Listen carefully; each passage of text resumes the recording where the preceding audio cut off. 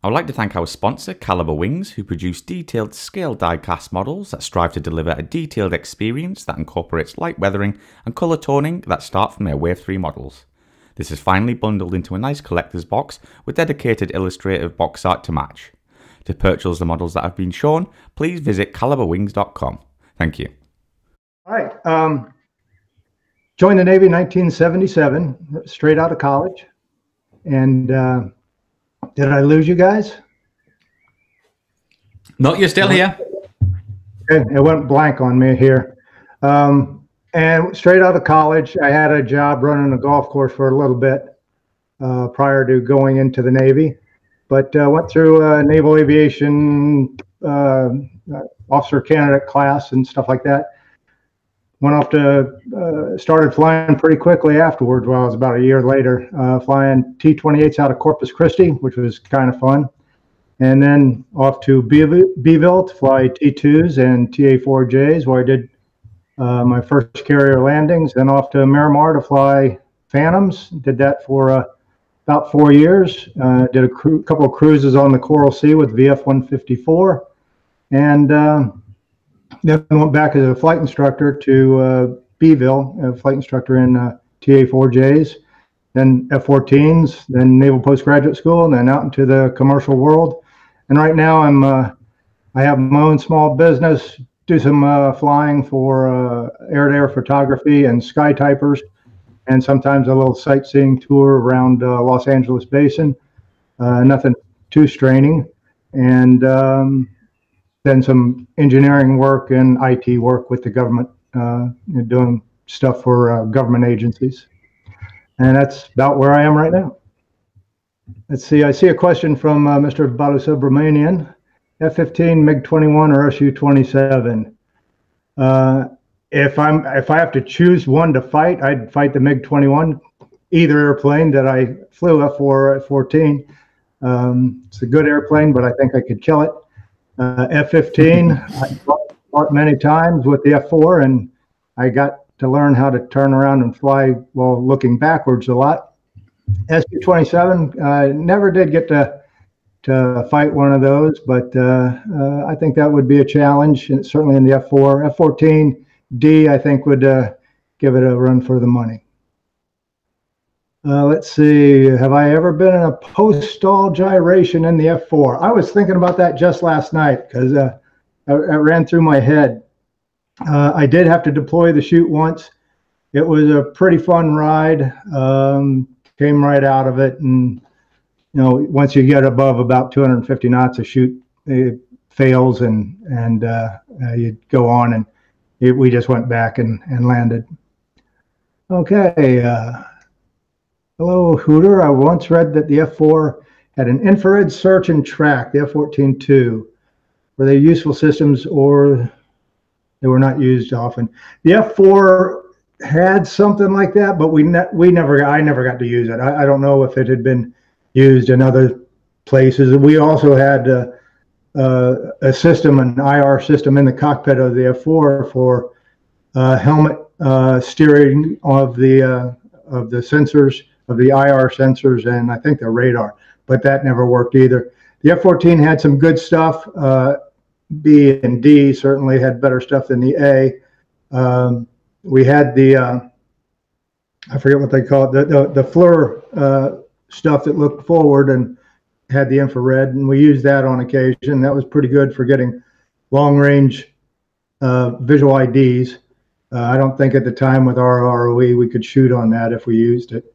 Yeah, those are all good things, but didn't really work in the world I flew in. Let's see. Talk about air-to-air tactics versus Warsaw Pact jets. Well, unfortunately, I didn't do a whole lot of European stuff. I did a Pacific Indian Ocean kind of thing, but I have fought against F-104s, thuds. I think I flew against a F-106 once. Really big fights, really fast fights, really short fights, because everybody runs out of gas really quick on those things. I did fly against some Soviet airplanes that were in constant peg. That is declassified now, so I can say that. That was very interesting. And I did have an intercept against a flogger coming out of Vietnam with the F-14, and that was a very interesting fight. So I guess yes to some degree. Let's see, talk about it. We did that one. Let's see, scroll up here. What is TCS? I want to make sure I don't miss any. Ooh, pitching deck at night, white knuckles. The knuckles weren't white, the entire body was white. But let's see. My dream jet. At the time, I think when I was flying F4s, I actually got orders to fly F-15s, and I wish that would have happened. Shortly after I went on cruise, they changed my orders to fly the TA-4 as a flight instructor in Beeville, and which was fun. It was great. I got a whole lot of .8s because I did primarily air combat maneuvering training, but I trained in all aspects of it, instrument and formation, tactical flying. I actually had Mark Kelly as one of my students, the astronaut. He ended up doing better than I did. Certainly, I flew a couple of TAC form flights with him when he came through. But I would probably go with the F-15. The F-4 and the F-14 were great airplanes.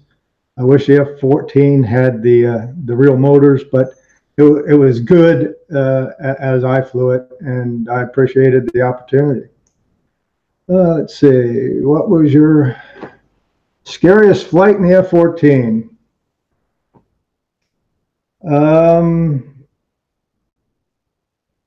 One that should have been the scariest, but I was kind of ready for it, so it wasn't too terribly scary, was I had an engine failure on takeoff off the Coral Sea.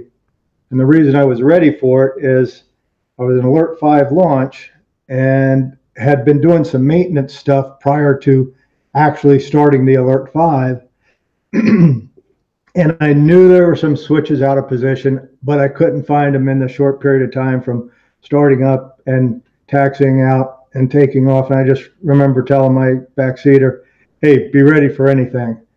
And sure enough, at the end of the cat shot, weight off wheels, I think it was the right engine just shut down. Apparently, big fireball out of the back end. And what had done is put a switch to test the ramps that are in the intakes. And as soon as I got weight off wheels, it thought it was supersonic. The ramp went down, choked the air out of the right engine. It failed, and the airplane just kind of slowly yawed. I didn't do a normal clearing turn. It slowly yawed, and I just kind of let it go. We settled down below the flight deck. We looked through the ship, through the elevator doors there.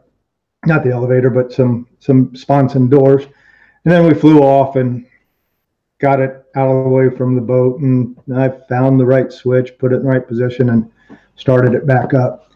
And then there was a flight at night where I got sick, and they had to do an emergency pull forward. I didn't think I was going to make it back to the boat. And I flew a good night pass and landed, taxied, and I disappeared for a week after that. That was kind of scary. And there was a night, little bit of pitching deck. I was a little high, fast start, pulled some power off, and was just a second late on getting the power back on. And I went from a nice centered ball to a settling ball to a taxi one wire. That was kind of scary. I just felt like I had no control over that, and it just happened like that. So those are my scary F-14 flights. All right, just finished reading the brand new Haynes. Oh, the Haynes manual. I haven't seen that yet. I'm interested to see that. So it's on the way apparently. How accurate was the Phoenix system when you were flying the F-14? I never got to fire a Phoenix. They were $1 million missiles. I think each squadron got 1 or 2 per turnaround cycle. maybe it was just one, or maybe I think we did a turnaround where we didn't do any, but I remember we shot one while I was in VF2. So as far as I know, the thing had a pretty good track record. I've seen all the tapes, all the stuff that we did was successful, and as far as I can tell, it was a really great missile. Let's see. Dream X jets for the USA that should have been built. F-23 Tiger. Oh yeah, I like the F-23. That's a very good. That's a nice memory there. I thought that was going to be a great airplane.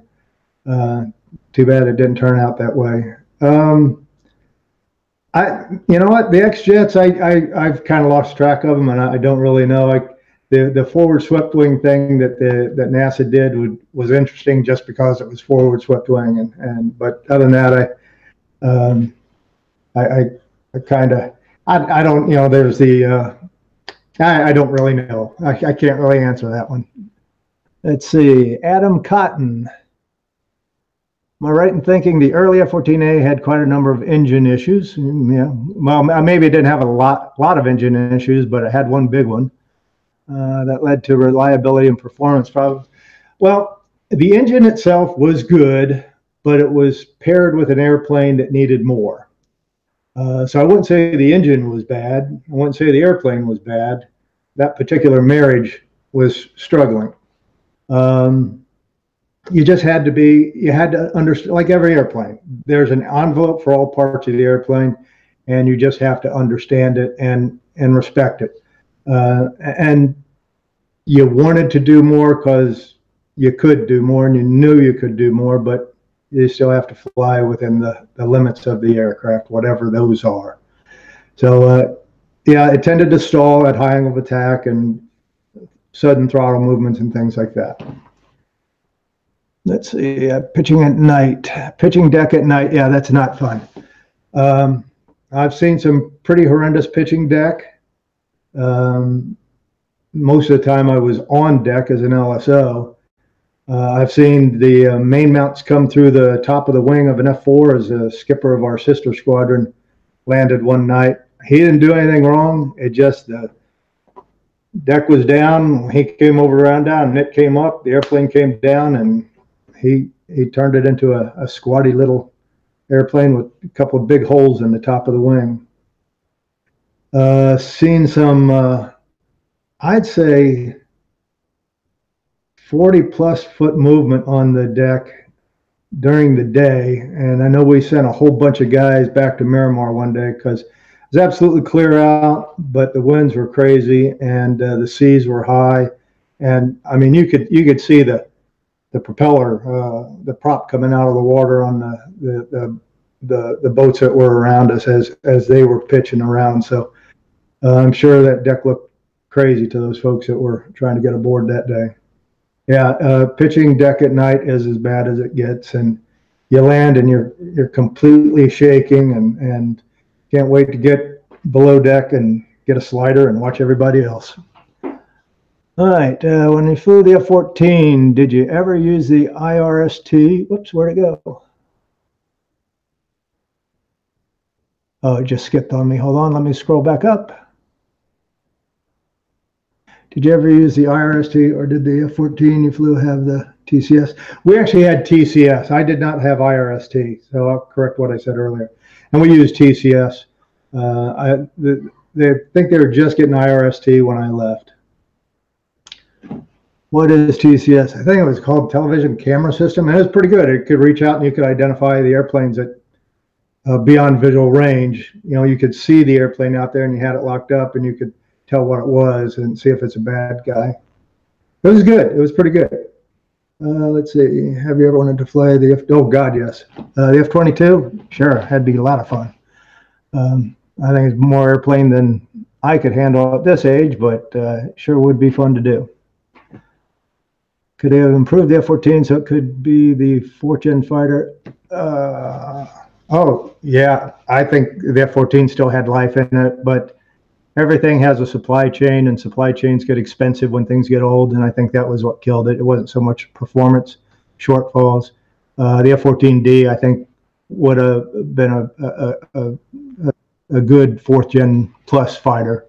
not 5th gen because it wasn't stealth, but I think it would have been a good 4th gen fighter. All right, let's see. Was there ever any friendly arguments between pilots over whether the F-14 was better than the F-18? Friendly? Probably not. No, I'm kidding.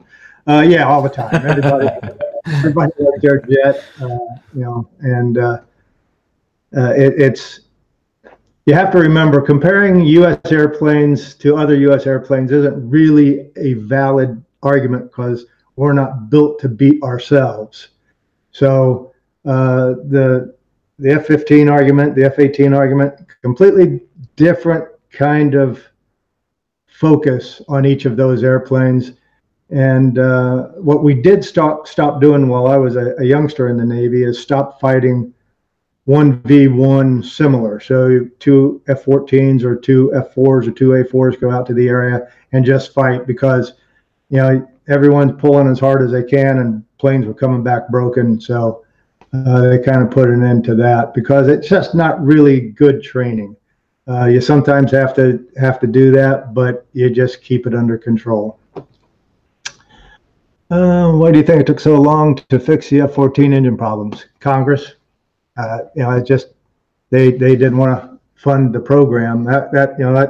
That started a long time before the F-14 made its first flight. It just ran out of money, so they put the TF-30s in there, and finally they got to the 110s, and that I wish it had happened sooner. But it's all politics and money. I don't think there were technical issues on the engine at all. I may be wrong. What is the right stuff in your mind, John? And who is your favorite fighter pilot? Well, you know what I'm supposed to say. You're looking at it. But that's not the case. There are a lot of guys I flew with that were so good. They could climb in an airplane and just make it look like a ballet dancer out there. Duke Cunningham is one of those guys, and he could come back and reconstruct a flight for you. It was like you were doing it on videotape. I just dated myself. But a lot of good pilots out there. A lot of good backseaters that make the pilots good too. I had a lot of guys. Bio was one of my backseaters.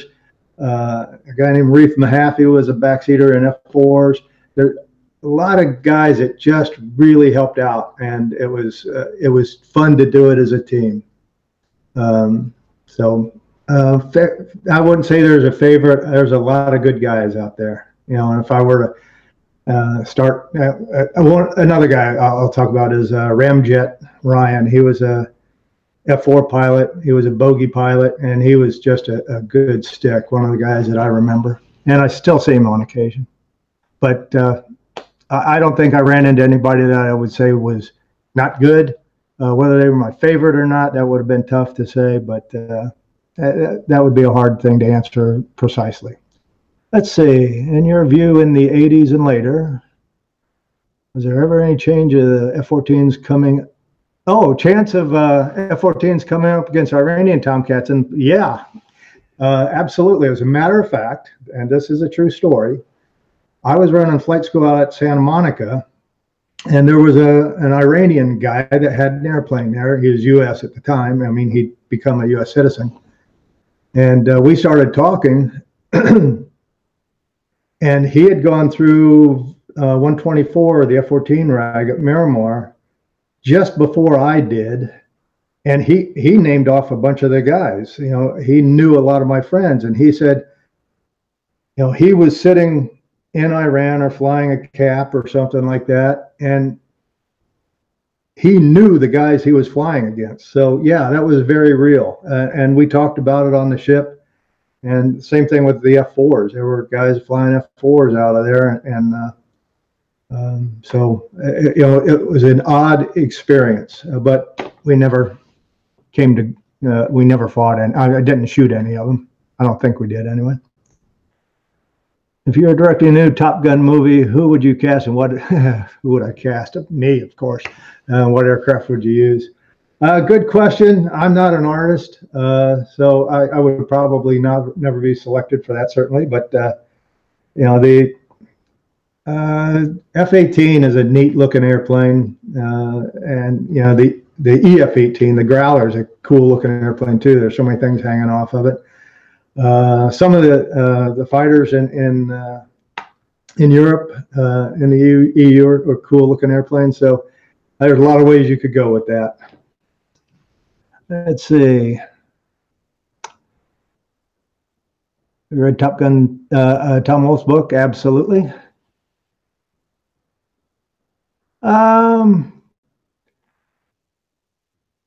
I'm sure there was a little artistic license in the fighter jock description in there, but you know, the way he was describing them is they were confident, they were professional, they wanted to get the job done.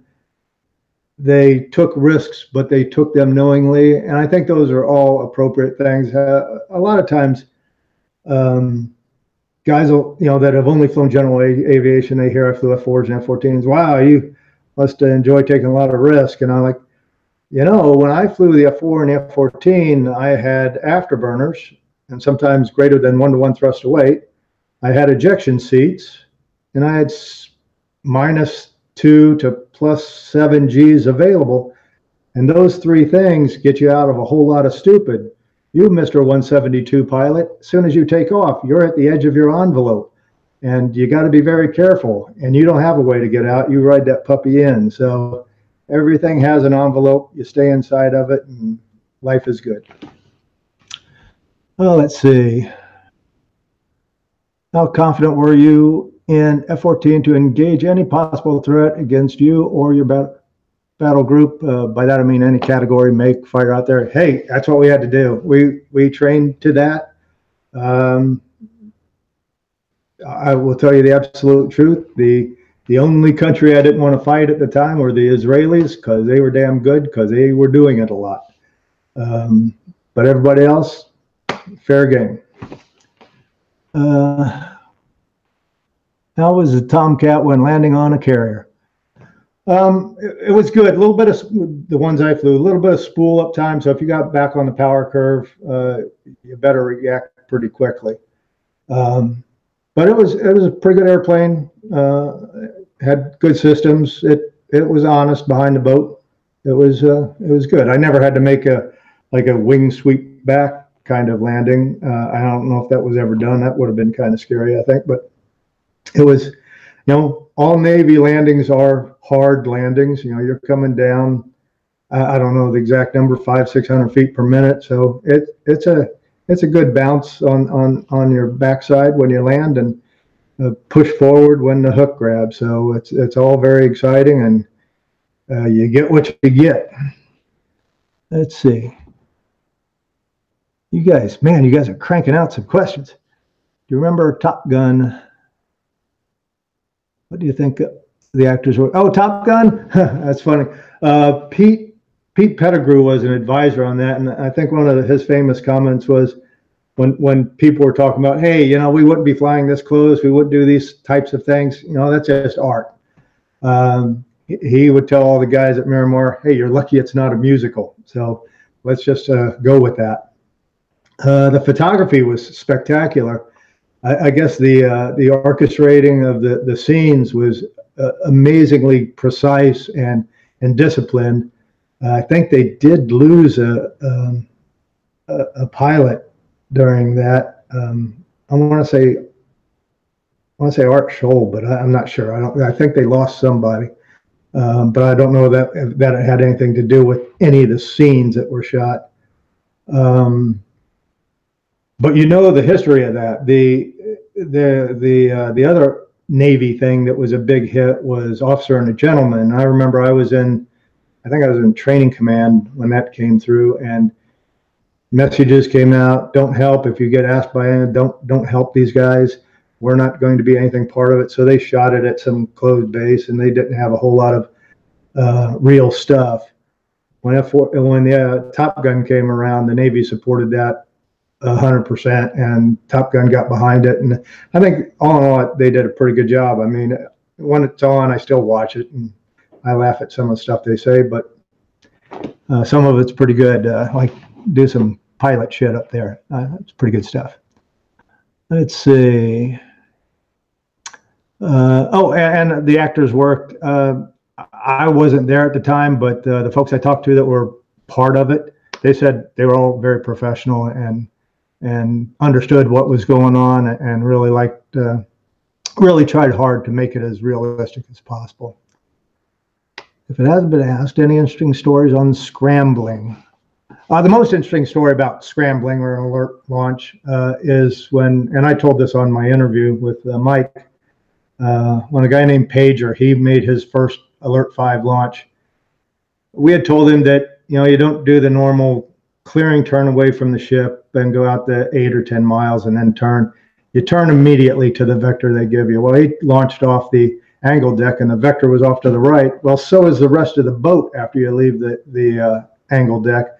And he turned immediately, cleaning up, bringing the gear and flaps up. And he is flight deck level, 90 degrees angle bank, maybe 100 yards in front of the ship, maybe a little further, but you could see right into the cockpit. And that was a very aggressive turn, and he got to meet a lot of senior people when he got back. Let's see, carrier life and food. Yeah, Groundhog Day, that's all I can say there. It's very routine. I didn't do any of the really crazy cruises like the America did, with their 9-month, 12-month cruises, and like a lot of other guys have done more recently. All my cruises were pretty much close to 6 months. You try not to think about that. You just, do your job and get on with your life. The food is not bad, but on occasion when you're pretty far away and, as the saying goes, when the meat is green and the lettuce is brown, it's time to get new food. But generally speaking, it was pretty good. There was one occasion when we had pizza that had broccoli on it. That wasn't good.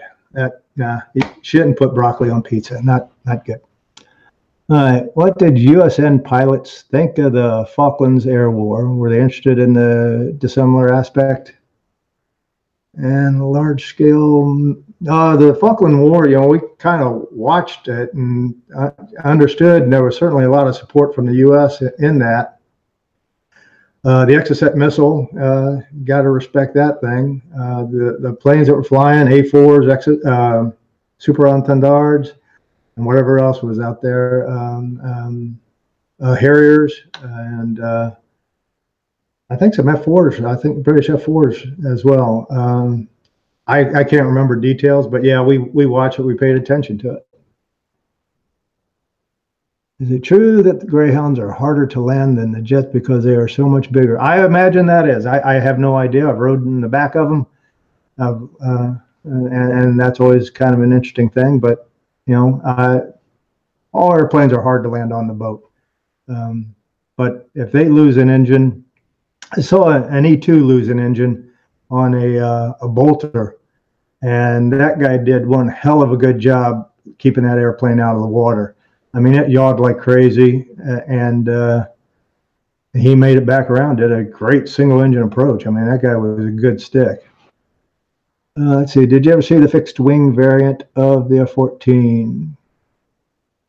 I did not. I didn't know there was. I know the early version was a single tail, and I think it was manually adjusted wings. I think I saw that. I think they called that the 404 or something like that, some weird number. But I haven't seen a fixed wing version. Best funny conversations while in a flight. Well, two that I remember clearly off the top of my head. Now let me get back to where that was. An A7 pilot flying at night down somewhere in Florida. I could only hear his side of the conversation. I couldn't hear the controller, but at one point the A7 pilot said, "Put down your cup of coffee and give me clearance to land." That was kind of funny. And when me and Paul Payne were flying cross country one night out of Miramar, we were going from Miramar to Dayton, Ohio for the air show. And we had, I think we had stopped at Tinker and gotten gas. We took off and flying north, and we could actually see the the Northern Lights, and someone came up, some airliner came up and said, "Oh, look at the Southern Lights," and someone else said said, "Those are the Northern Lights, you bozo," something to that effect. So those things kind of, you hear them every once in a while. All right, you mentioned 8G in F-14 in your interview. What was the highest G's you pulled in the F-14? Probably around 7. I don't know that I got 8 Gs, and I think that it was a very small segment if you could get 8 Gs. I don't remember the envelope exactly. Corning speed was, I think, 325 or something like that. The most Gs I've pulled, and I did it, I think, 2 times, was maximum Gs, at least 10 in the F4. I had a failure of the artificial feel. And that type of failure, what happened is when you put a little bit of backstick, it went full leading edge down. So I was pulling out of a bomb run over by El Centro and put a little backstick in, and it squared the corner. I mean, it was like, whoa. And you could tell, I mean, it physically hurt. All the sweat just went straight down onto my lap.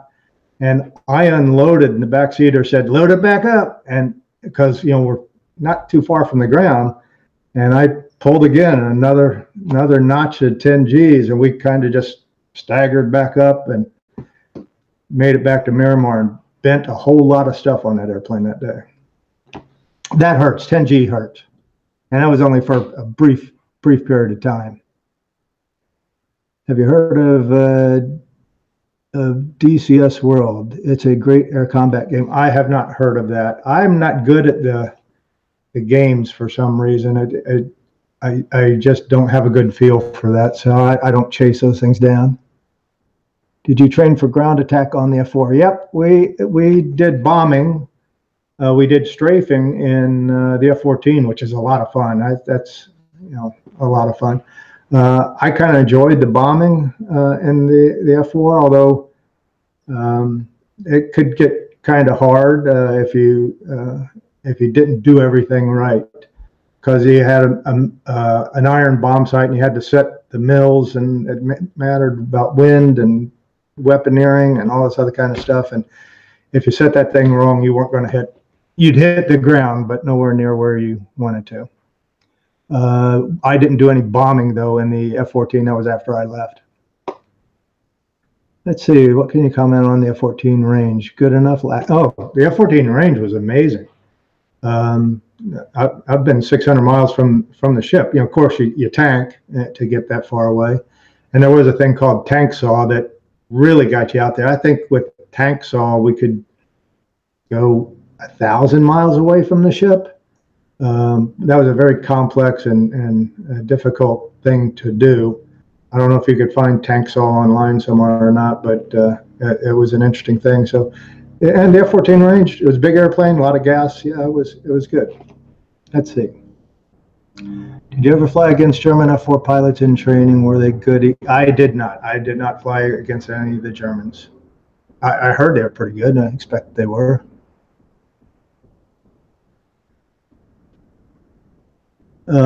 Someone commented that it was Art Scholl that was lost during the filming of Top Gun, during the flat inverted spin scene, whatever they were doing with that. So yeah, that was sad. Let's see. Someone wanting to join the RAF as a fast jet pilot. What advice would you give to one who is preparing to go through selection? Be honest with yourself. Be honest with everyone else. Work hard and enjoy what happens to you. You're not always going to get what you want, but enjoy what you're going to do, because it's all cool stuff. So keep your mind open and have fun with it.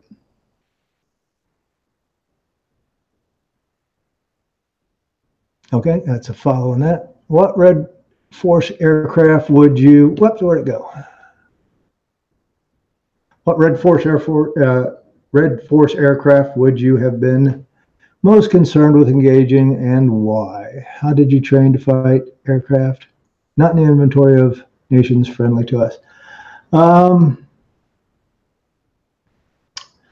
let's see. What was out there? I trained mostly against the MiG-17, MiG-21, the Flogger. Didn't really, I don't think we did any flanker kind of stuff, and then all the bombers and that stuff. We knew the capabilities. We could figure out the capabilities, what the envelope was of the others.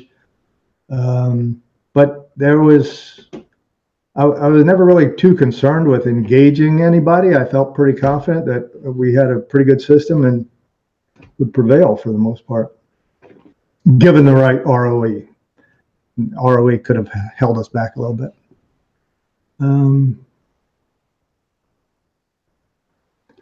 Do I think the variable wing sweep is an outdated concept, or would it be viable for some future fighter? I think it's a great idea, but the maintenance on it and everything else might be a kill pill, because you don't want that to fail. I could see it being used for future airplanes, sure, if it's the right fit and it's the right, if it gets you to the right envelope, that would be good. Let's see, someone like Final Countdown, that was a pretty good movie. I agree. VTOL fighter. I don't know enough about the F-35 to weigh in on that. Certainly the Harrier was a very capable airplane. Had some Marine friends that flew that. It's an interesting concept. What's your view on the F-35 program? Oops. And its cost overruns. Seems amazing that people seem to think it can replace the A-10. Boy, the A-10 is a capable airplane. Like I said, I don't know much about the F-35 program. Just haven't been following it. I personally don't like single-engine fighters, just because two engines is a little bit safer and a little more likely to get back home. I've heard the F-35 is pretty amazing, though, but I don't really know anything about it. Design 303F was the fixed wing F-14, like a flattened out F-15. That's just a comment somebody left there. Very cool. I did not know that. Just lighthearted curiosity, but are the model jets behind you on your bookshelf plastic construction kits or ready-made die-cast models? They are not ready-made and they are not plastic. They are all, yes, they are all out of someplace in the Philippines near Clark Air Force Base. I forget the name of it, but every time we'd go on cruise, we'd get our orders in early and they'd get those things to us in a couple of days. It was pretty amazing. Hand carved out of whatever kind of wood they use. I have no idea, but they're pretty amazing. These have been moved a whole lot, so if you were to look at them closely, they've been banged up, a lot of battle damage on them. What was the main difference between F4 Rio and F-14's Rio? The F-14 Rio had more to do in the back seat because they had things that it could only do. You could fly the F4 solo, and I've done that a couple of times. Like I said, they're all good guys. They all knew how to romance whatever systems they had to work in terms of the weapon systems. They all had their head on their shoulders and knew what was going on, and they were, I liked them all. Let's see, do you ever get into the situation where you can't land on the ship and have to divert to land? I have bingoed, I think once, maybe twice, when just running out of gas and couldn't get to a tanker, so you go to your divert field. If the tanker shows up in front of you, then you tank. But I happened to be too far away and the tanker couldn't catch up. I think our tanker at the time, I think we had an S3, and it just couldn't get there, so I just went to Hawaii and landed and went back out. Let's see.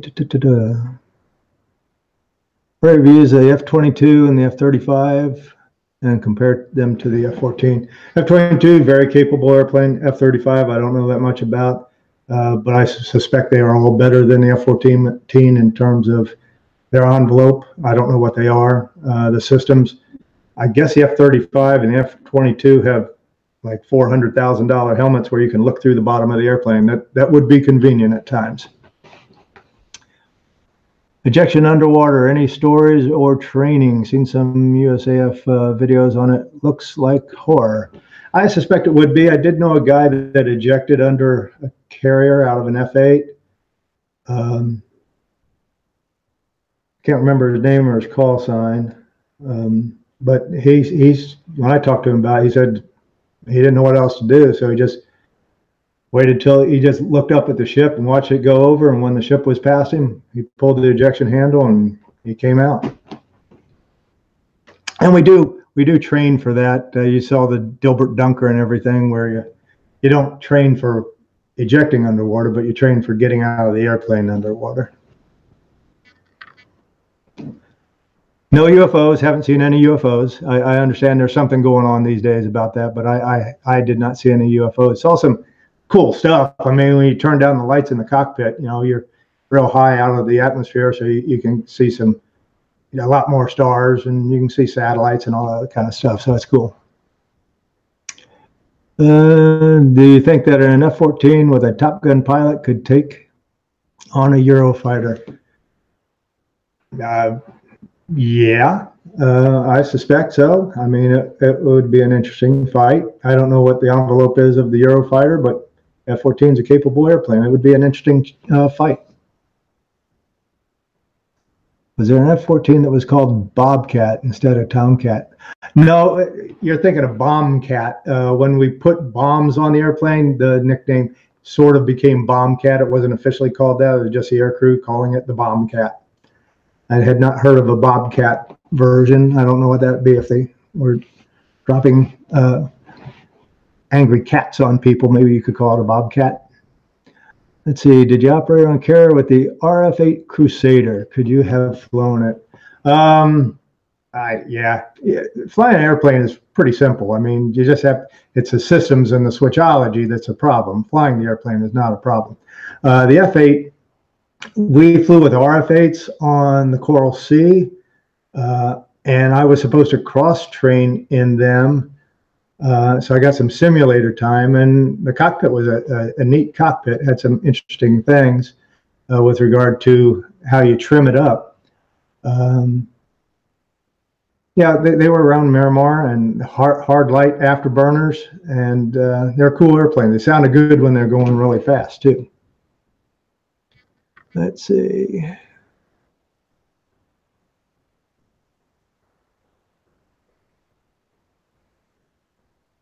I lost my track here. Where are we? Okay, what was the most difficult adversary aircraft you faced? Well, the only true adversary aircraft I faced was a flogger out of Vietnam. We didn't get to shoot, but so that's the only real adversary. But the F-5 was a tough fight. The A-4 was a tough fight, flown by the right guy. As long as they flew a smart fight, and if you didn't fly a smart fight, you'd get shot. Certainly the F-15, you know, that was tough, and of course the A-10, as someone characterized it, as like knife fighting a midget in a phone booth. And if you got slow with an A-10, you were going to die. There's nothing else to be said about that. And I did that once, and my backseater, as I rolled in on the A-10s on a red flag we were on, he just came over the radio and said, just assume that I've ejected from the airplane already. You are on your own in this mess. And I just got tore up. Let's see. Reviews on choice of the F-18 instead of the F-35. And you know, like I said earlier, they can do whatever they want in the new Top Gun movie. I like the F-18, and I think it'll be good. What Russian aircraft have I intercepted? I think a Cub and a May, and of course the flogger, but that was out of Vietnam. I think it was a Russian pilot flying it. I didn't get to do the bear. I just never got the opportunity to intercept a bear. I was vectored on a badger or a bison. I can't remember which one it was once, but we were in the clouds the whole time, and it was just scary. We were close to airplanes, and we could see them on our radar. The E2 is telling us they're nearby, but it was completely clouded up. I mean, we were flying in real heavy rain, and that was just kind of scary.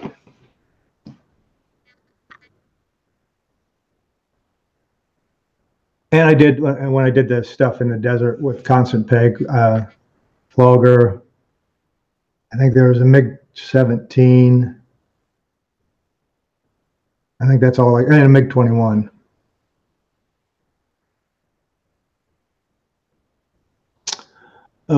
Any airplane would you have loved to fly besides F-15? Yeah, almost all of them. Like I said in my interview, probably, the first plane I flew in as a kid was a Comanche, and the first commercial airplane I flew in was a DC-3, and I like the DC-3.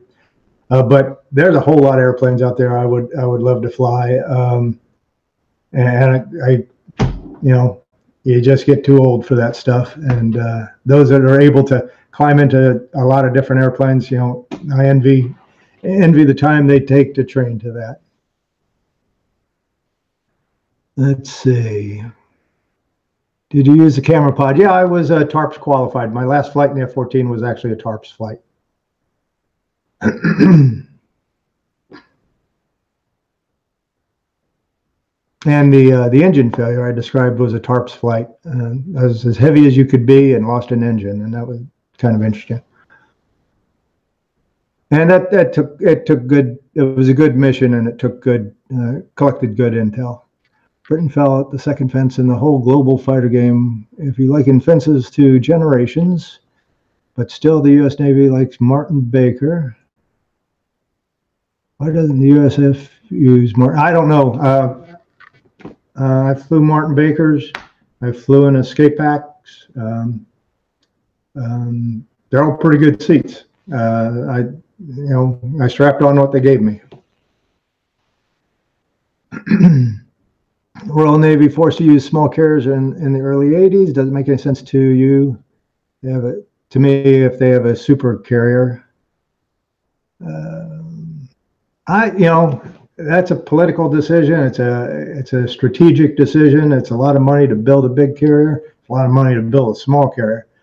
But I don't really have any opinion on that other than it would be interesting. Let's see. Do you think of going into civil aviation after your time in? I did not. It was never really my goal to be an airline pilot. A lot of my friends did. It's just something I didn't want to do. I didn't even get my civil certifications after I got out of the Navy. I just didn't want. I didn't want to fly sometimes and not be proficient and maybe have an emergency with my family on board. So I just really didn't do it. And then after a bit of time, I decided once my kids got older and I got crazier, I guess, I went and got my private and commercial and instrument and all that. So I have all that now and fly as often as I can. It's still, I would like to fly more. Just I like to be in the airplane a lot more than I'm able to do. Dogfighting era is over. That argument has come up many times, and that's why the F4 didn't have a gun. Probably not yet. It's still going to go on for a while. Has the last fighter pilot been born? Some say yes. I don't think so, but we'll see.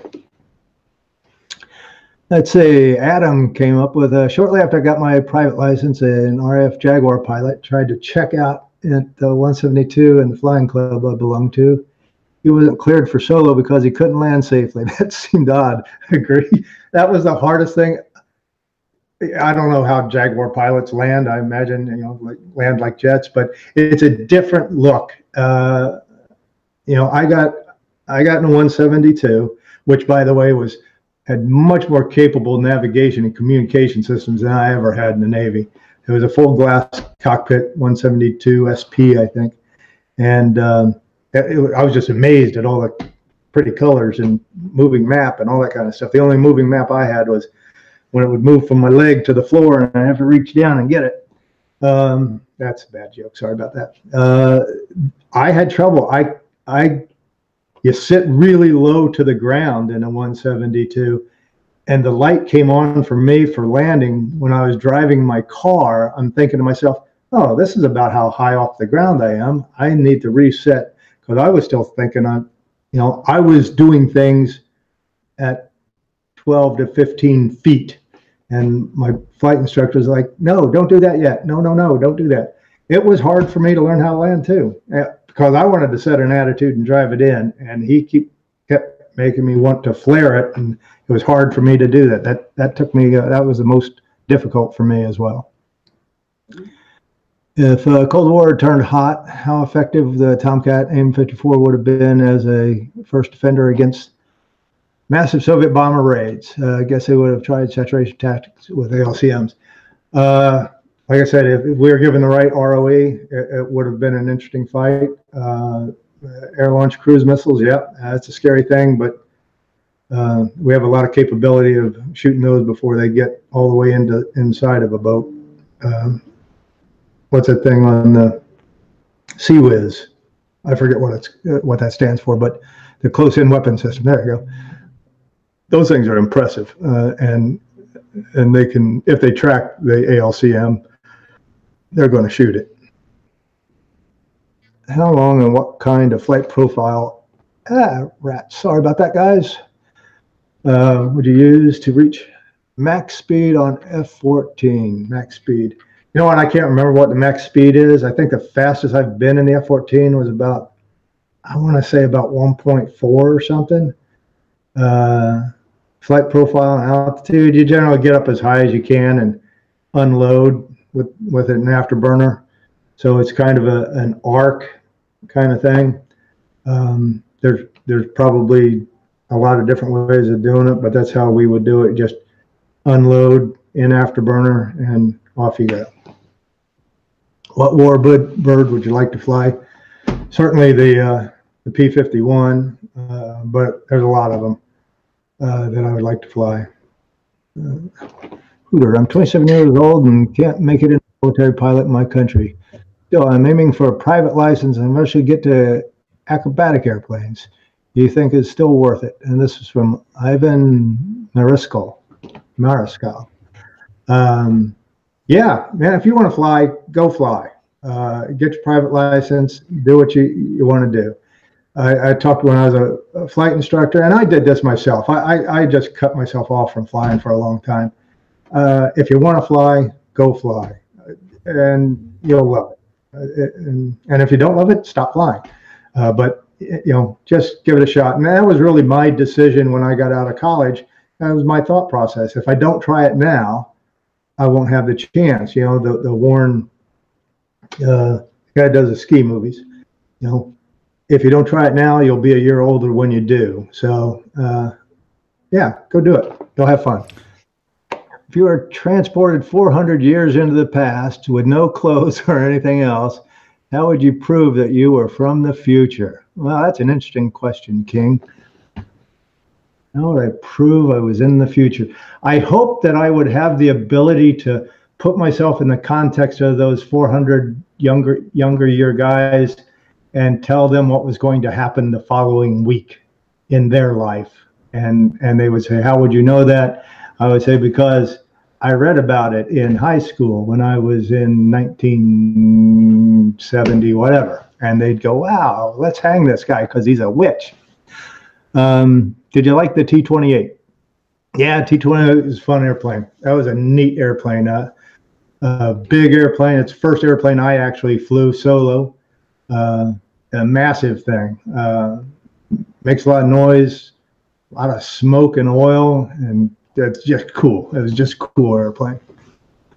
Is there any RAF keys you would have liked to get your hands on? I don't.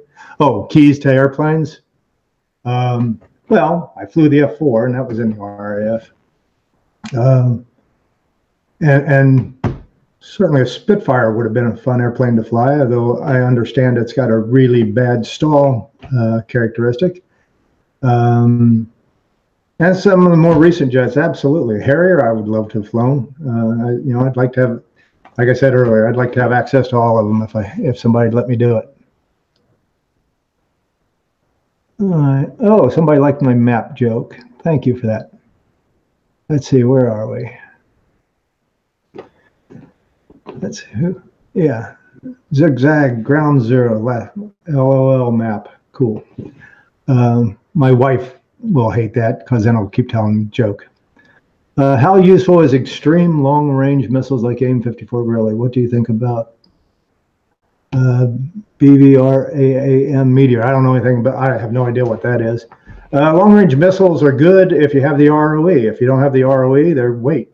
So you have to have the will of the politicians to let you shoot it before they become of any value. Let's see. You mentioned 8 Gs in the F-14 in your interview. What was the highest G you pulled in the F-14? I think I already answered that question. I think about 7 Gs. I don't think I went to 8 Gs. Did you ever fly with a full load of AIM-54 Phoenix missiles? No, I've flown with the AIM-54. I think our usual fit out for when we were on cruise was, I think I'm getting this right, you at least have the rails on there for the AIM-54. And if you were going into something that might be scary, you'd probably have 2 AIM-54s, 2 Sparrows, maybe 4 winders and 600 rounds of ammo, I think. I don't know specifically if I've flown with 2 AIM-54s. I certainly haven't flown with 6, but I've at least flown with 1 at some point. They're expensive missiles, I'll just tell you that.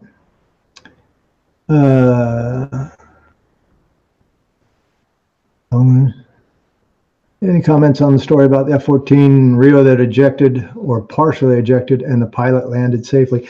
I don't think that was an F-14. I think that was a A6 where the BN got stuck at the top of the ejection seat rail. Yeah, it'd be scary as heck. And the pilot did a good job, and the BN, Jesus, what a ride. That'd be scary. Thanks a lot. Advice from F-14 pilot must be spot on. Means, oh, cool, thanks. All right. Oh, whole bunch more.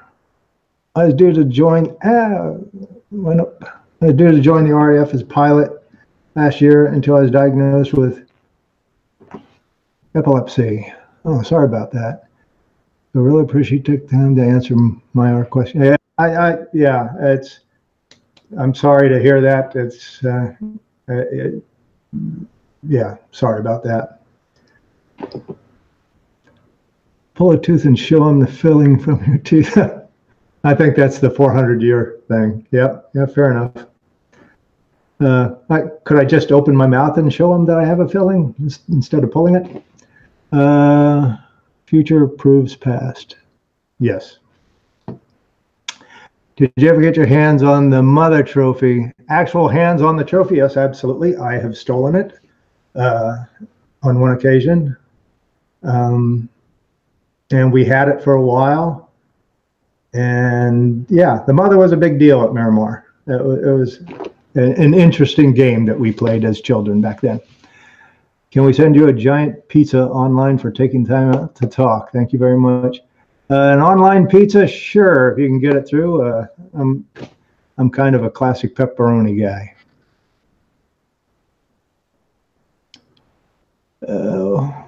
What am I drinking? This is not an ad. It's a Diet Coke ginger lime. My wife hates them. I love them. I don't drink a lot of this stuff. I usually drink water. What is your take on Joe Hoser Satrap's F-14 Piper on? You know what? I don't know Hoser that much. I don't follow those guys. I'm sure it's interesting.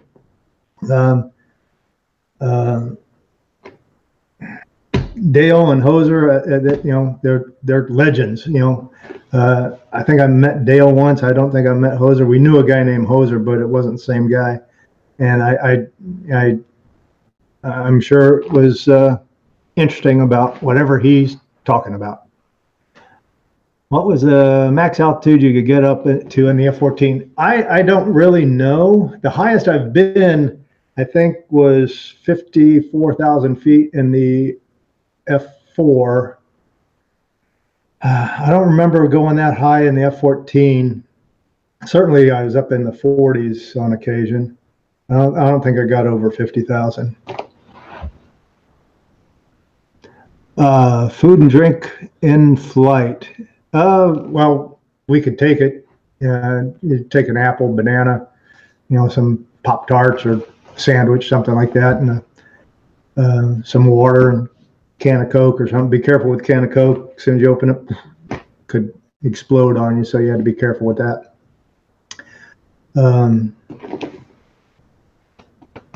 Once read the story of the SR-71 pilot who saw the F-14 in an air show. He said the Tomcat beat the F-22 on the air show. Any comments on displaying the Tomcat on air show?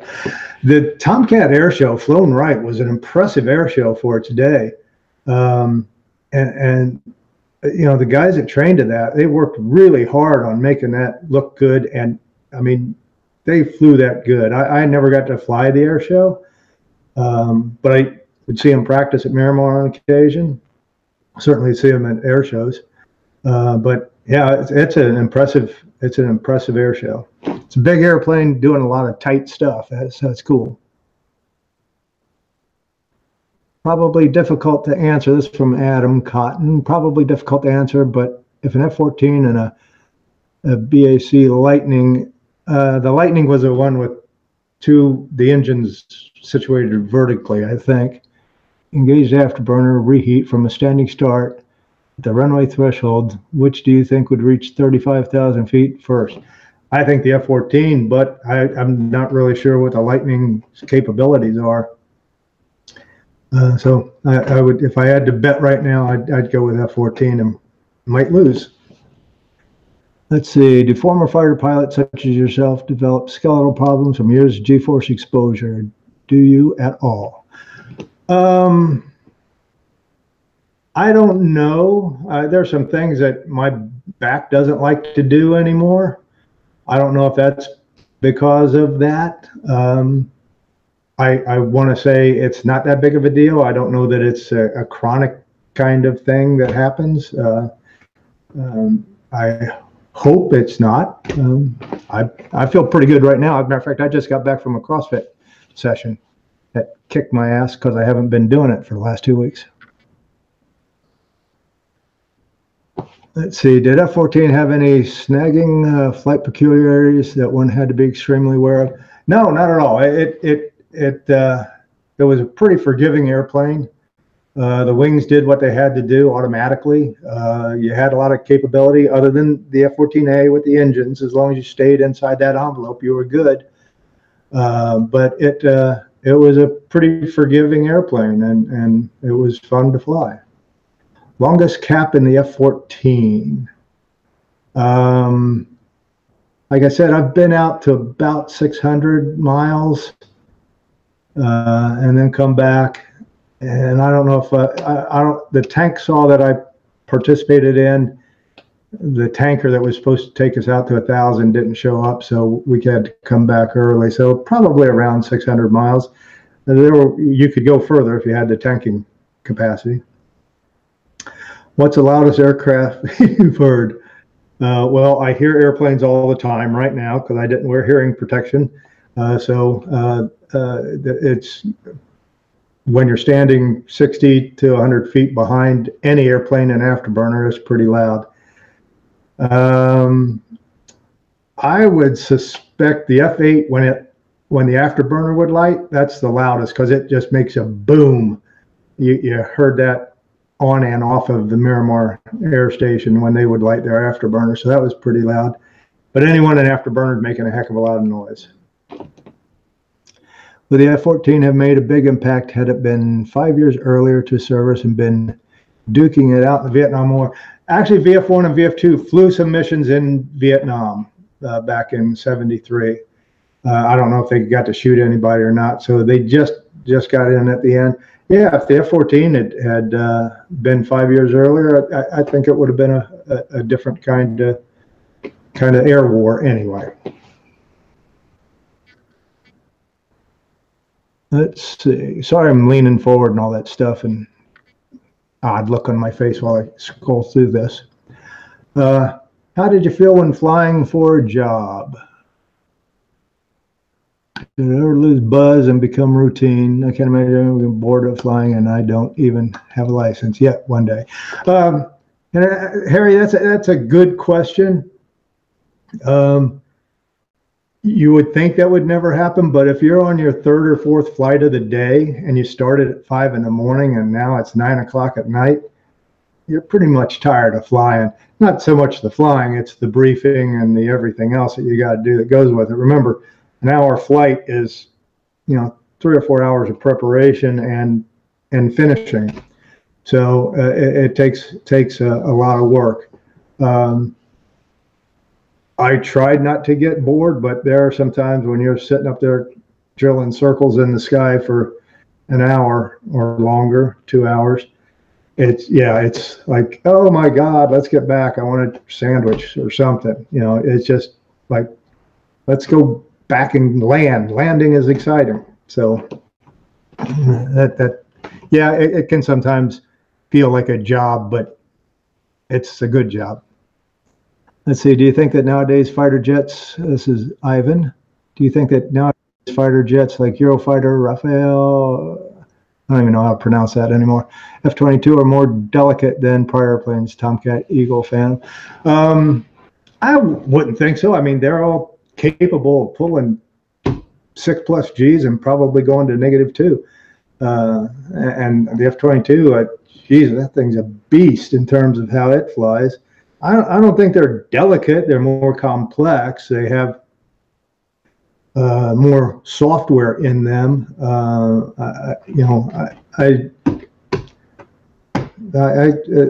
The Phantom was just, it was a beast. But I think they're all capable airplanes, and they can hang in there. We don't buy airplanes that aren't going to perform. We don't buy airplanes that will fall apart. They have to be reusable and on a pretty rapid basis. Have you ever used partial or full pressure suit while flying the F-44? No, I've never flown an airplane where a pressure suit was required. Never got to have that joy. I understand it's quite a job getting into one of those things. Let's see where. Oops! Come on, scroll for me. There it is.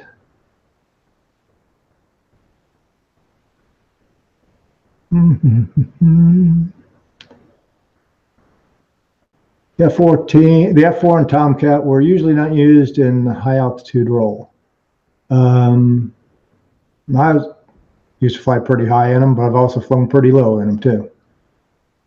Let's see, this from King. Will we see some Iron Man on Sky soon? What do you think? I don't know what that means, but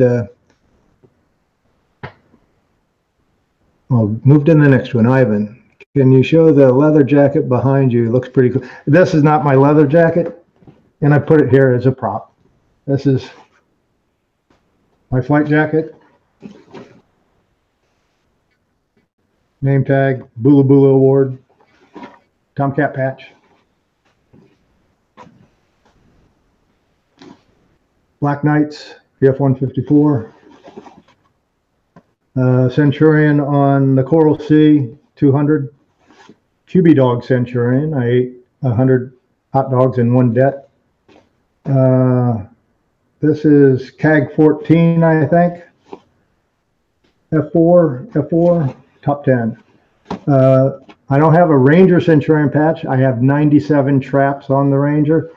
They offered me I've got a little over 400 total.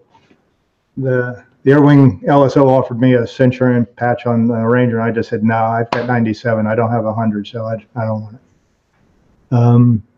But I got a lot of other traps on other boats that gets me up to about 440, I think.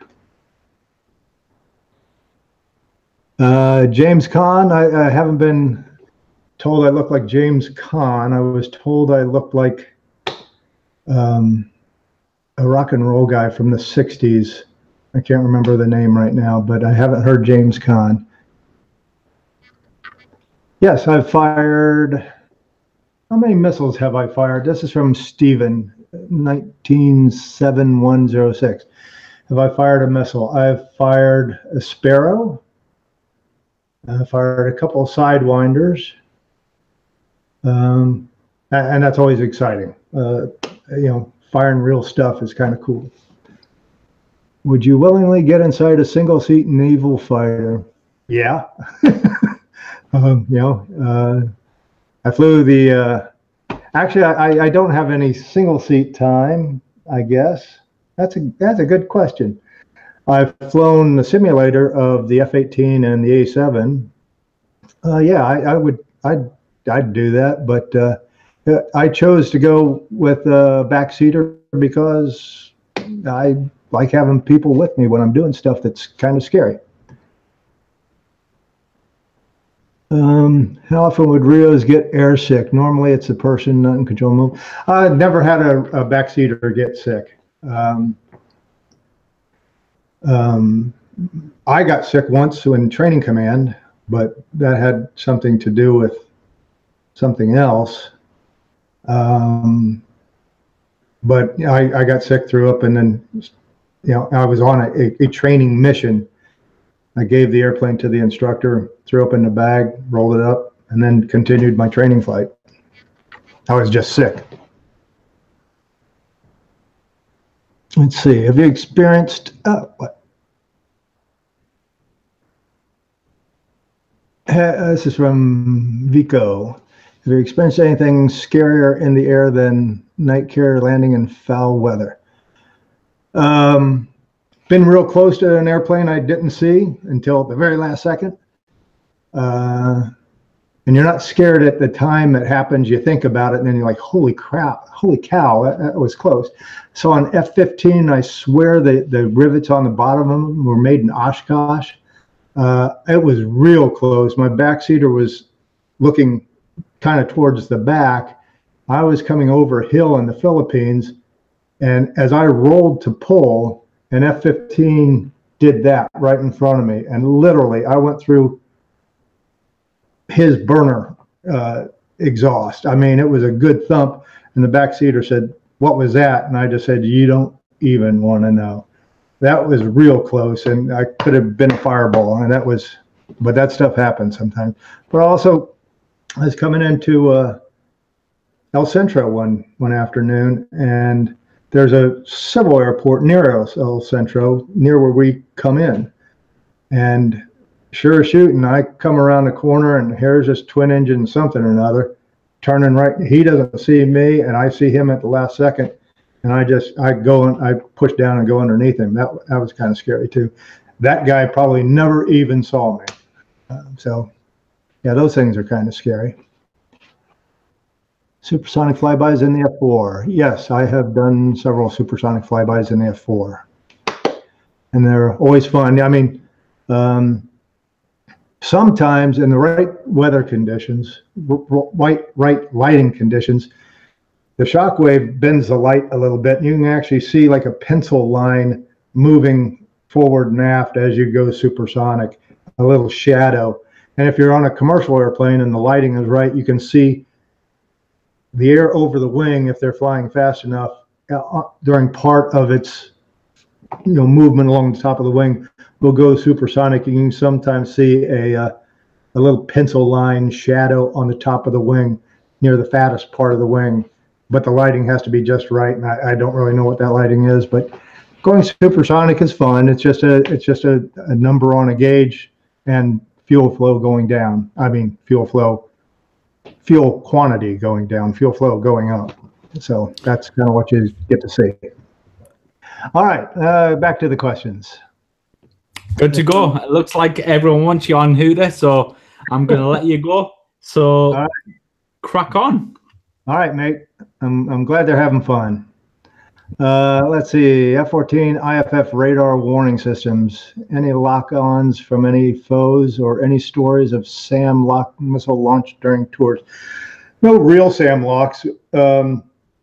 We would fly through an EW range at China Lake when we would do the surface-to-air training, and they'd lock on you, and you'd see the indications, and you'd have, the whatever that missile warning system was in the airplane. I can't remember what it was called.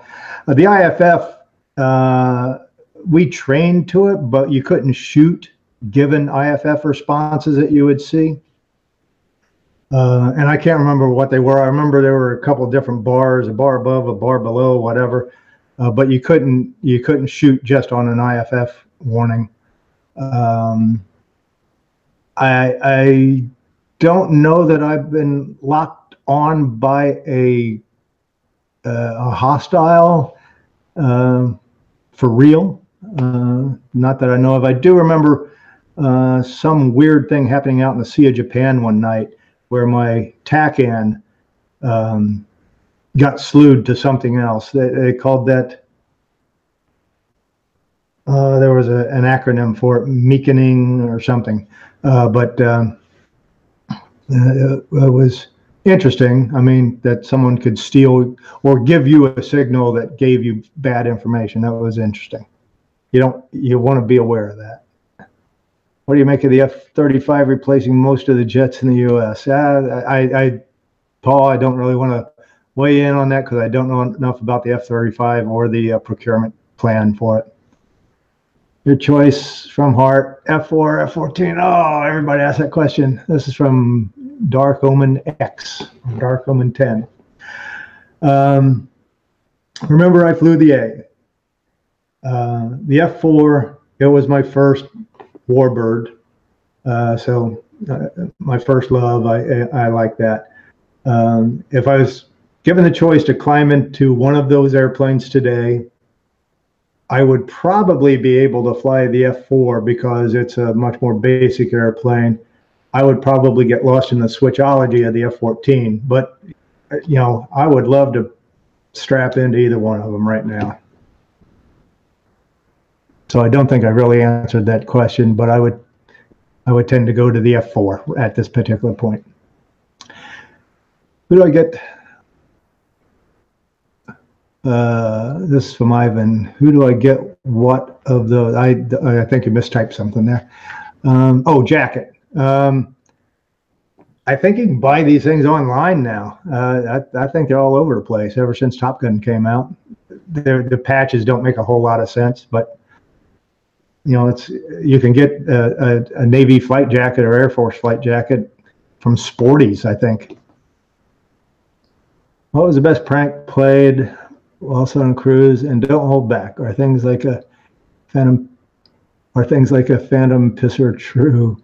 I don't know what a phantom pisser is, but there were lots of different things that would go on that was kind of interesting and kept the morale up.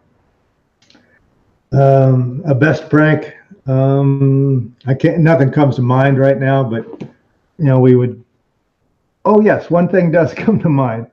A buddy of mine was flying A7s, and I wasn't involved in this, but I heard about it and I thought it was funny. And he worked with the message center to create this fake message, a flash message, which was very important, and had it delivered to a squadron where there's a junior squadron duty officer late at night, and the message was that the urinal cakes, the little white things you put in the urinal to keep it from smelling bad, were toxic when you would urinate on them, and had him pack them all up, go through the entire squadron in the hangar, and go to all the bathrooms and pick up the urine cakes and label them, date and time, and put them in Ziploc bags and so on and so forth, and then put them in a back box and take them over to someplace.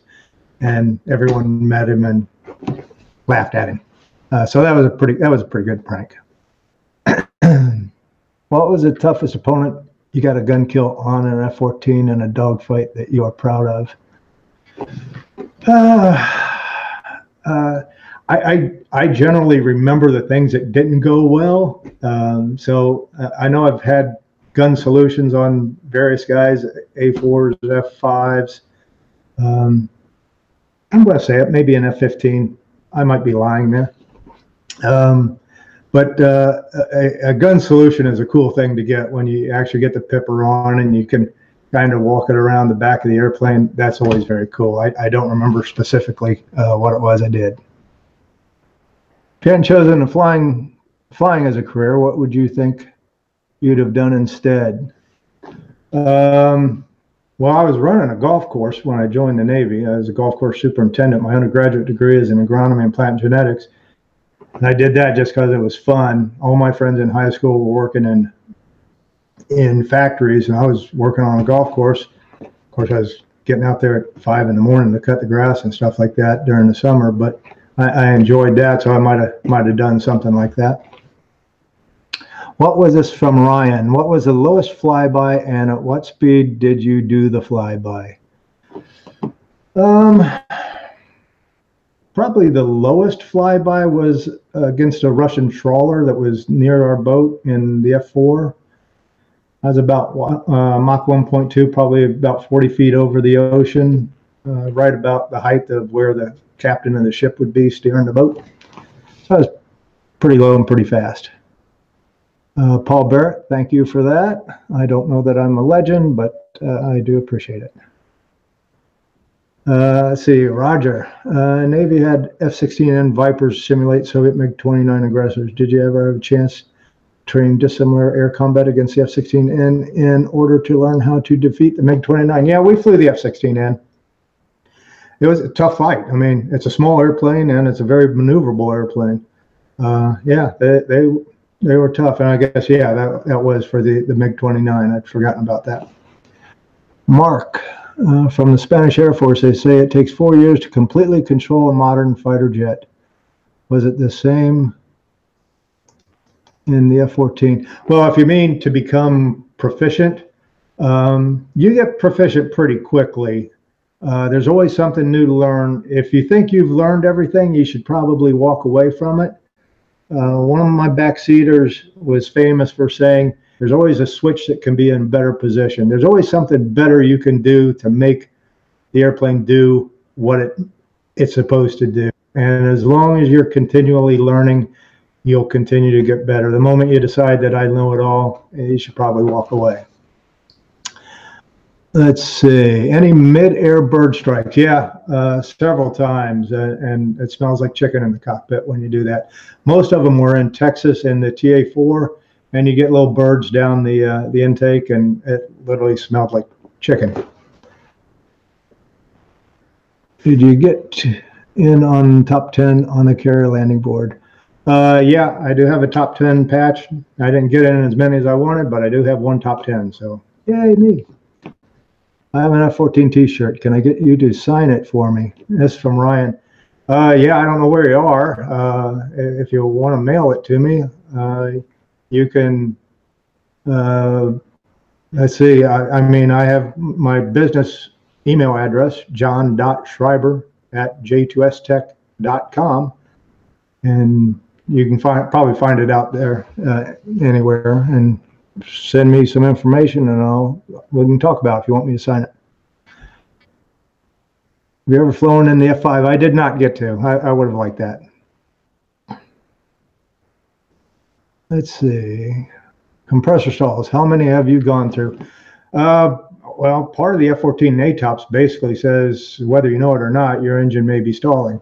So I don't know how many I've gone through. I've had a pretty impressive compressor stall in an F4 on a post-maintenance check flight when at about, I think at 1.8, the ramps begin to program towards the outside to keep the shock wave out of the engine. And I think one of the ramps was a little bit slow, and I got a, at 1.8, you get a compressor stall, you get a lot of sideways motion on the airplane, but slowed down and everything was fine. The F-14, I never had any, other than the launch where I had the switch in the wrong position, I never had any notable compressor stalls. Because I never spun the airplane. If you spun the airplane, you were probably going to cook the engines. So I never got to the point where I spun the airplane. I've been to zero airspeed in the airplane, and I didn't stall it. I didn't get an engine stall. And you go to zero airspeed a lot when you do some dogfighting. Did you get flight missions that were secret and you were unable to talk about them? Well, I couldn't. Well, yeah, there's a lot of the flights were secret, but it's not like secret, like you can't tell somebody you flew that day. You couldn't tell them what you did. And that happens every once in a while. What was the best thing you liked about flying the F-14? Was flying the F-14. I mean,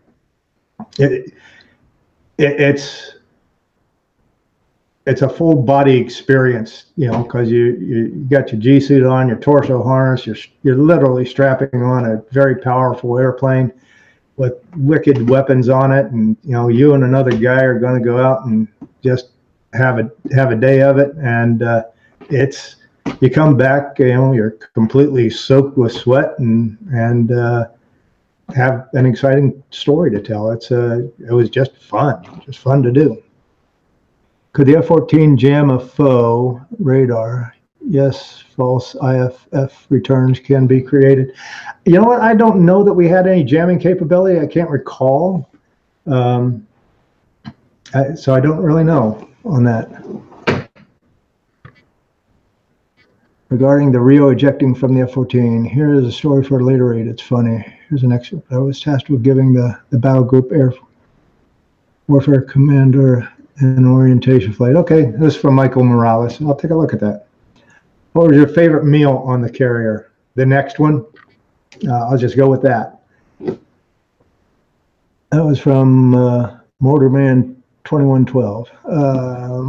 Michael Morales. As I pushed on the stick, I heard a loud pop followed by a roar. The cockpit filled with the smoke and lost cabin pressure. I said to myself, this is new. I've never even heard of something like this happening. I had the jet upright and knew exactly what had happened. Transmitted line 52 emergency. My Rio just ejected. Oh, Michael, you did that. I didn't know that. Well, you got a heck of a story to tell.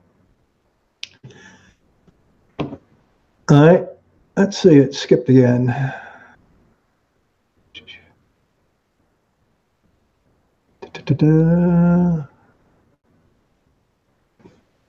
What versions of the F4 did you fly?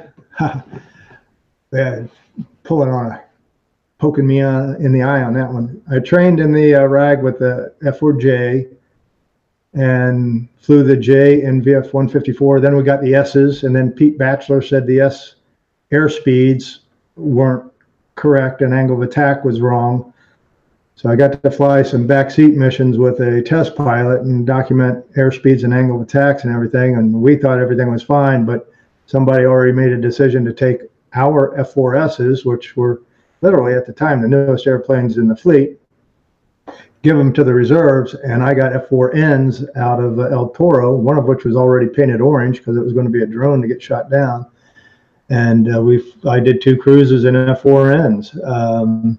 The F4N was a great airplane, even though it was ancient. It was a good airplane to fly.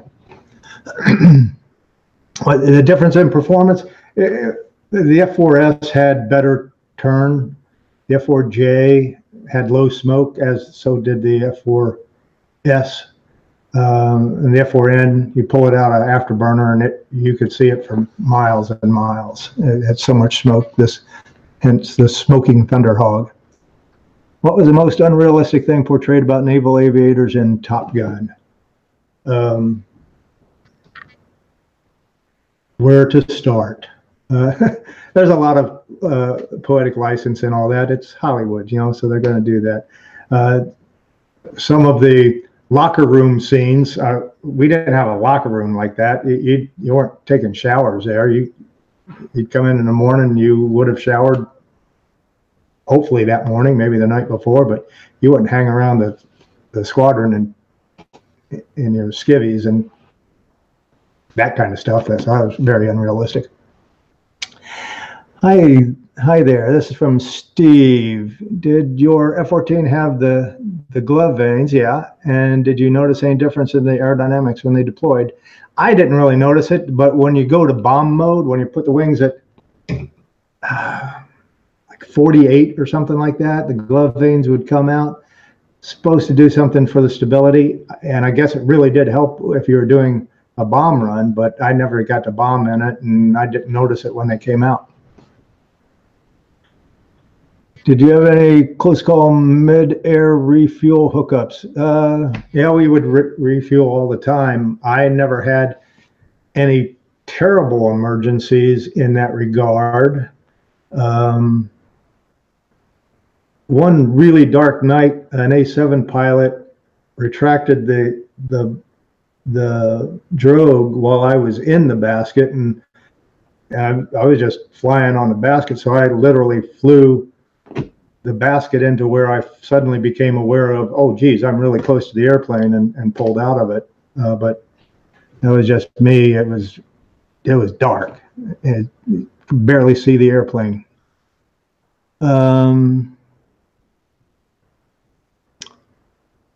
Let's see. How many hours did you fly in the F-14, F-4 in total?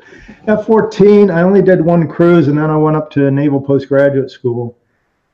I want to say it's a little over 400 hours in the F-14, a little over 1,000 hours in the F-4, and a little over, I think about 2,400 hours total in the military. And then I've got another 300 or 400 hours of general aviation time. And, oh, geez, there's still more questions. Ivan, when it comes to dogfight, I've heard the term snapshot. What does that mean? Well, snapshot is a guns kind of thing where a guy's coming in front of you and you just get your nose on him and he flies through and the pipper's on him. And a lucky bullet finds another airplane kind of thing. So it's just a glancing high crossing rate kind of configuration. Did you get to fly the B version? I did not. I wish I'd flown the 110. I didn't get to fly with lantern pods.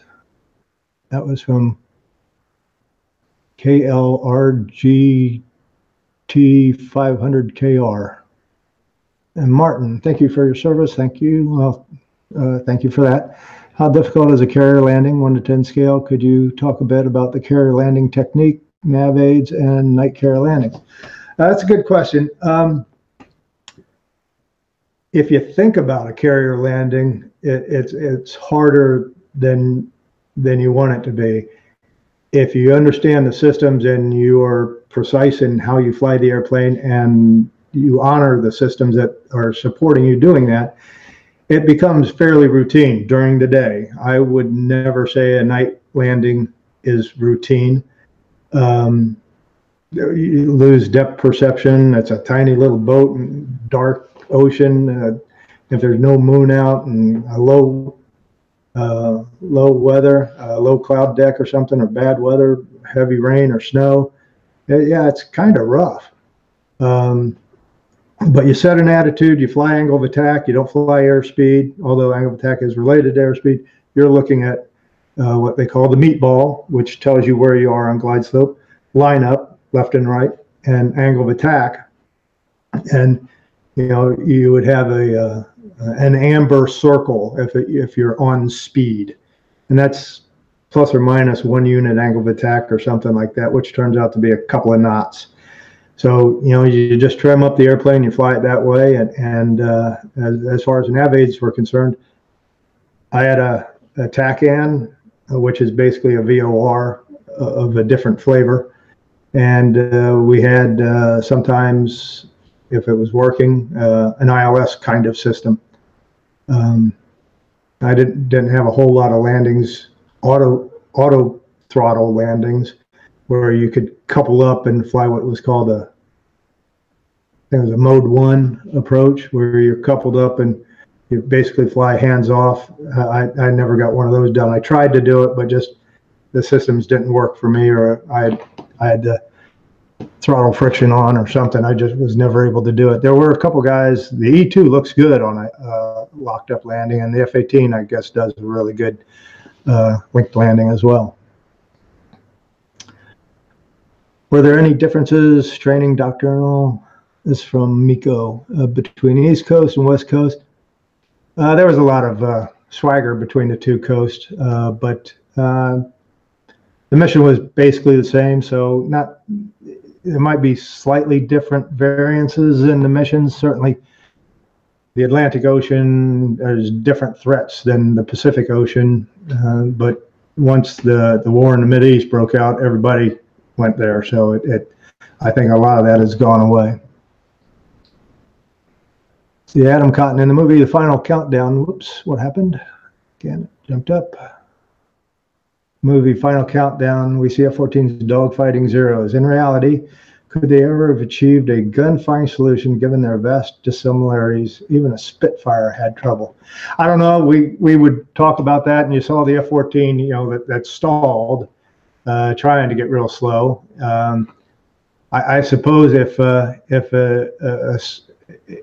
a Zero is flying fast, so that it's around 180, 200 knots or something, yeah, an F-14 could do that. I think I misquoted this on my interview. The landing speed on the F-14, when you're all dirtied up, flaps gear and everything else, I think I said was 150. I think it's closer to 130. So you could get slow, and could you go slower than that? Maybe you could get down to around 100 and maybe 120 before you stall or something like that. But airplanes need wind over the wings. From Roger, what do you think was the reason why F-14 flew 576 sorties in Operation Desert Storm and not a single Iraqi MiG or SU wanted to fight the F-14, according to Mike Rabins, as they disengaged upon VID? What do I think was the reason? Because I didn't get to, everywhere I went, peace broke out, so I didn't get to do any actual fighting. But I presume they were somewhat intimidated, and they wanted to get back and have dinner. And probably they were flying airplanes that not all the systems were working. Maybe they didn't even have an operating weapon system. So I don't know. Thanks, Al and Hooter. Well, thank you. Well, my question is pretty much straightforward. I don't know what that is. This is from Ekaltz Goman. I'm sorry, I can't make out that name. But well, my question is pretty much straightforward, but I don't see a question. Let's see, from Ivan, how was the pitch rate on the F-14, and how was the F-14 when at high angle was attacked? Pitch rate was pretty good. It had big slabs in the back that would move a lot of air for you and move a lot of airplane. And the wings would come out and help you fly up there. And F-14 handled well at high angle of attack, as long as you were honest with it. You didn't want to get into a terribly deep stall, because it did have a tendency to flat spin, which was not a good thing. I had not been there. Like I said, I've been to zero airspeed in it. So as long as you fly it right and your momentum is carrying you the right way, you'll do okay. Well, the lowest altitude trained to fly. Like I said, my last flight was a TARPS flight, and it was unrestricted low level, meaning I could go supersonic on certain parts of it, and I could go as low as I want. And I probably don't know that I got any lower than about 40 feet on anything. You got to have some room. I mean, if you're going really fast and you're real low, it doesn't take you long to hit the ground, and the PK on the ground is usually 1. In any case, I'll approach at night. What you remember, really scary, legs trembling. A lot of approaches at night, legs trembling as you taxi out of the landing area. Probably the worst approach at night was my last night landing in the F4. Real high winds, and it picked up as I was getting to the in the middle position. Went from about 35 knots wind over the deck to 70 knots wind over the deck. So I had just taken a little bit of power off. And as soon as I saw the ball move, I just went to afterburner and held the attitude. And we made it over the round down and taxied into the one wire. That was just, I was along for the ride. That was kind of scary. And yeah, sometimes you could just barely able to use the rudder pedals when something like that happens. Did you use any smart weapons or anti-ship missiles? The AIM-54 is probably the smartest. It has its own radar on it, so it was a launch and leave kind of thing. But I didn't launch any cruise missiles or any of that kind of stuff, and AMRAAM wasn't around when I was out there. I didn't carry any smart bombs on the F4. They were just all iron bombs, Mark 82s, Mark 83s, and I didn't carry bombs on the F-14. John Ellis asked, did I have a compressor stall? I think I've already talked about that. Steve Lehman, I was lucky enough to make a visit to Miramar from the UK in October '89, 4 days after the San Francisco earthquake. As a 15-year-old kid, it was awesome to see the F-14s doing the break over the runway. Yeah, it was. It was always cool to see those guys coming in. You know, even though I did it, I always look up to see those things fly by. To this day, I still look to the air when I hear an airplane. How many weapons could you fit on the F-14 and F-4? I don't remember the full loadout, but they had a pretty wide variety of things they could carry. And once the F-14 started bombing, that increased. Like I said, I've carried Mark 80. I've carried 500 pounders, 1,000 pounders, and I think 2,000 pounders on the F4. Didn't have a gun in the F4. F-14, like I said, Sidewinder, Sparrow, Phoenix, and 600 rounds of HE 20 millimeter, which is cool. That was from Paul. And Dirk, did you see and know about any bad cold cat launches? I didn't see any cold cats or anything like that. I've certainly seen films after that, but we did not, on any of my cruises, we didn't toss any into the sea. Some airplanes flew into the ocean, but behind the ship, but nothing off the front end. F-14 is still flying in Iranian Air Force. Do you consider them a threat still? I presume if their systems are up, they could be a threat, but I would suspect they're having a real hard time keeping their systems up. Let's see. Thanks for all your answers. Well, thank you guys for sending me questions. James Lee asked if I'm going to do this again. I'm probably sucker enough to do it. Yeah, sure. Why not? It's fun. Let's see. You do realize the Tomcat had lower wing loading than the Eagle. It could turn much tighter if necessary. I didn't know it had lower wing loading. I do know it's a tight fight, or can be a tight fight with the F-14. F-15, I mean. I don't remember the details of it, but you had to fight your fight and let him fight his fight and not get sucked into something that you couldn't get out of. So, yeah, it was a good fight with the F-14 and the F-15 together. How many pounds fully loaded? The F-14, I want to say 68,000 pounds, and the F-4, I'm not sure. I think that was about 55,000. I don't really know.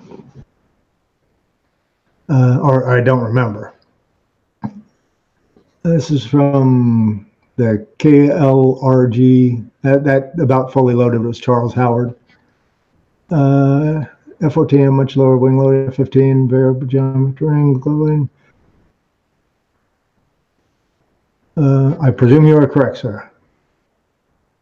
When Paul Barrett asked, when drop 1,000-pound bomb doesn't I don't know what you're asking there, Paul. I think you cut out your question there a little bit. Thank you very much, John. And Mike, oh, let's see. Am I at the bottom? Let's see. The F-14 had more wing loading. When dropping a 1,000-pound bomb, will the jet gain altitude? You can feel it come off, but I don't think it gains any altitude. You're screaming downhill. I always did. I didn't do any level kind of bomb drops. I always did 40-degree dive, and usually, if you want to get better, you get more. So you're usually up around 50-degree dive, and you're screaming down at 400, 450 knots, and you punch that thing off, and it goes, and you pull, and you don't really feel that. You just feel something came off the airplane. This one question here, I do want to answer. Was the M61 Vulcan fun to fire? And did you did you use it practicing towed banners and ground targets?